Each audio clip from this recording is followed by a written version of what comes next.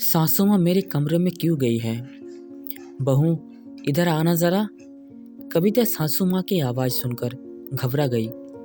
आवाज़ उसके कमरे से आ रही थी। सासू माँ सुबह सुबह मेरे कमरे में क्यों गई है? कविता भागती हुई कमरे में पहुंची तो देखा कि सासू माँ कमला जी पलंग पर बैठी हुई है। उसने दरवाजे पर से ही कमरे का मुआयना किया। सब कुछ अस्त व्यस्त था। सुबह उठकर उसने बिस्तर भी नहीं ठीक किया था। पास पड़ी कुर्सी और मेज पर कपड़े को टाल लगा था। नीचे जमीन पर रखे टब में बेबी के गंदे के कपड़े पड़े थे। कविता को घबराहट में पसीना छूट गया। ना जाने अब सासू माँ क्या कहेंगे कमरे की हालत देखकर। दरअसल कविता की बेबी अभी 3 महीने की ही थी। पति को रोज सुबह 8 बजे ऑफिस निकलना होता था। ससुराल में सभी 6 बजे उठ ही जाते थे। उनको उठते ही चाय पीने की आदत थी, इसलिए कविता 5:30 बजे तक बिस्तर छोड़ देती थी। फिर चाहे बेबी ने रात भर जगाया ही क्यों ना हो, उस समय उसके पति और बेबी दोनों ही सोए ही रहते थे। चाय बनाकर कविता पति को उठाती थी। जब तक सभी चाय पीते थे तब तक नाश्ता और पति के लिए टिफिन भी तैयार करना होता था। इसी बीच में बेबी भी उठ जाती थी। उससे भी दूध पिलाकर कविता कमला जी के पास सुला देती थी। सबका नाश्ता खत्म होने के बाद जब पति ऑफिस चले जाते तब कविता बेबी को लेकर कमरे में जाती। उसे नहलाकर तैयार करने के बाद ही वो खुद नहाने जाती, क्योंकि बच्चे के कपड़े भी होते थे धोने के लिए।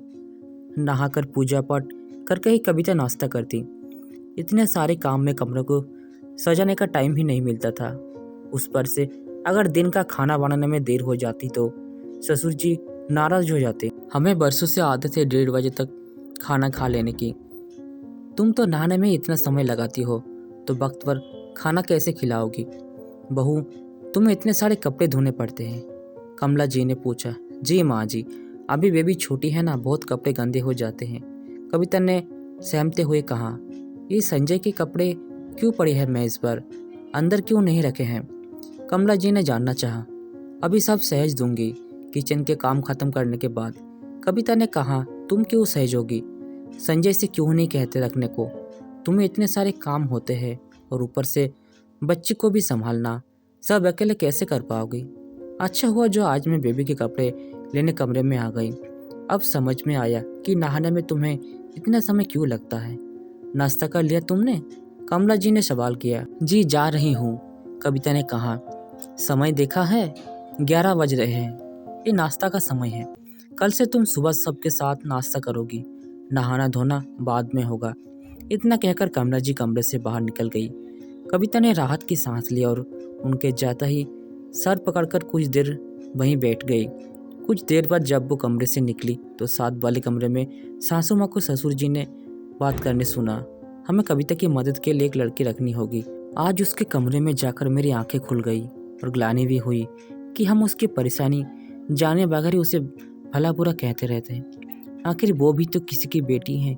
कविता की आंखों में खुशी के आंसू झलक गए। उसके मन में सासू माँ के लिए इज्जत कई गुना बढ़ गई। दूसरे ही दिन कविता की मदद के लिए एक लड़की भी रखी गई।